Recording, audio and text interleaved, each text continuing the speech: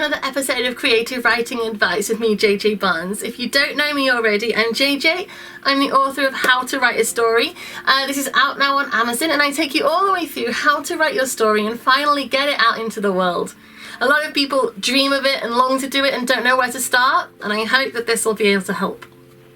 So today I'm going to be talking to you about how to write a protagonist partnership.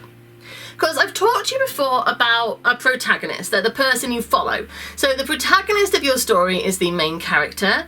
It's probably the good guy, and it's their story, it's their journey. So your protagonist, at the start of the story, you discover they want something. So that is the beginning. At the beginning of your story, your protagonist has a goal, they want to get it. So you join them at that moment, you follow them. The point of the story, the reason you're there, the reason your audience is there to experience it and you are there to write it, is to follow them on that journey to see if by the end of the story, at the climax, they achieve their goal. That is a singular protagonist, and that is the most common of stories, because you want to be with one person, because that way you can emotionally connect with them. However, protagonist partnerships are also brilliant to use. So a protagonist partnership is where you have two characters who work together, are connected, probably have the same goal, but you still have two of them. Why two? Because if they both want the same thing and they're both connected and, you're going on the same journey with them, two, it feels like it would muddy it up. Why bother? Just have one, and then you can focus on them, you can explore their interiority, you can experience the story through them. You're not being bumped around between different perspectives all the time. You're just with a person. We are one person as an audience member, trying to split ourselves in two between two protagonists who are both in pursuit of the same thing. Feels like it should kind of rip you from both of them. You can't fully invest in either of them because you're split. But it still works, because what you do is you make them two contrasting personalities. So even though they're in pursuit of the same thing and they're connected, they go about it in very different ways, and you get to see the world through two different eyes, learn about things from two different people with two different areas of expertise and knowledge, and watch that partnership as they inspire each other, antagonize each other, work together.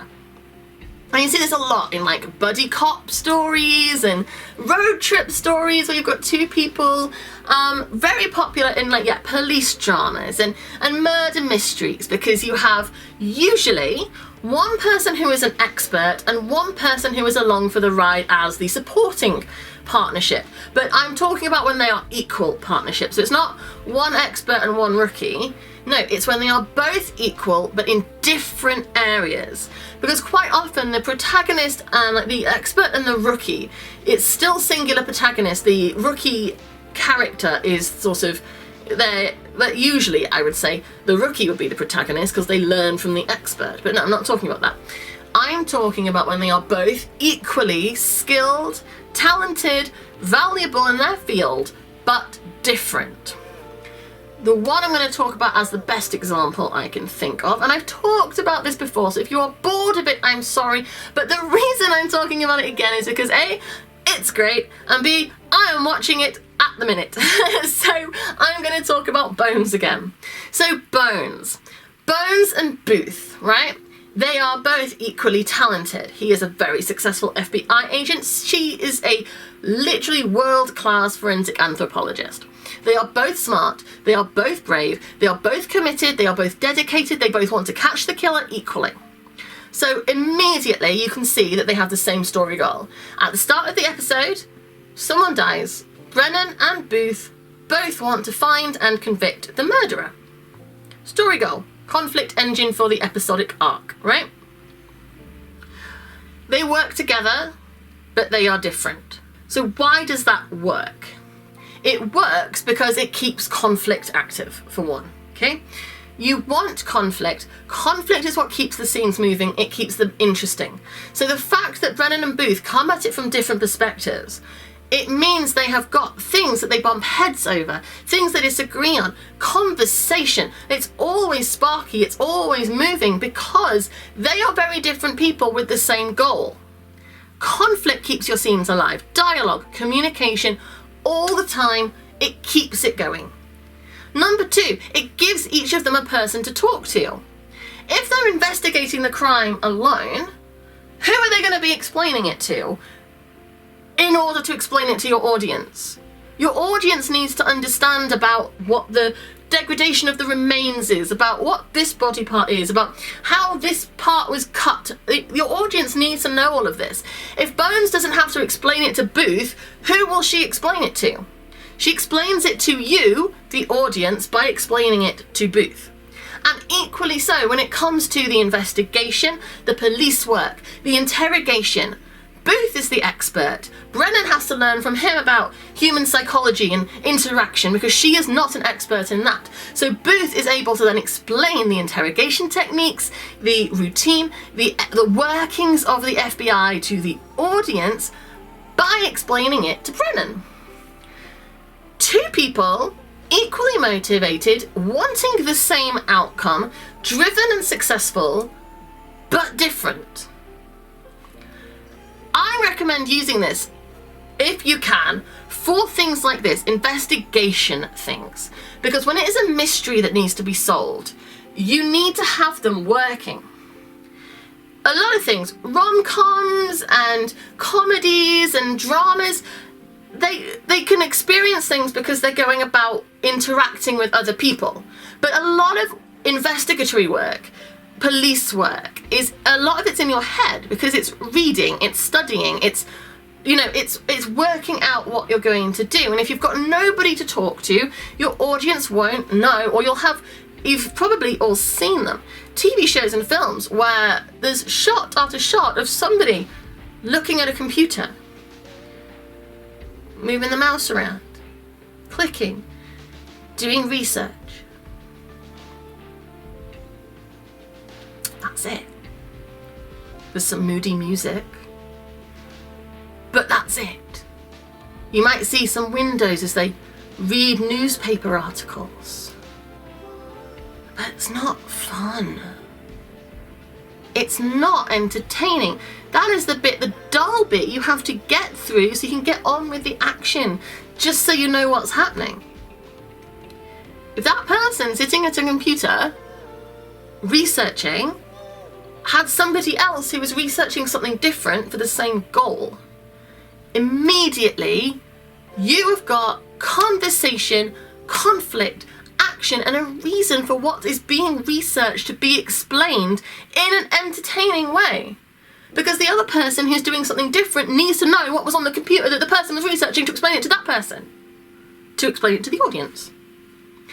Buddy cop, protagonist partnership, keeps conflict, has expert people who are interesting and driven and can learn from each other.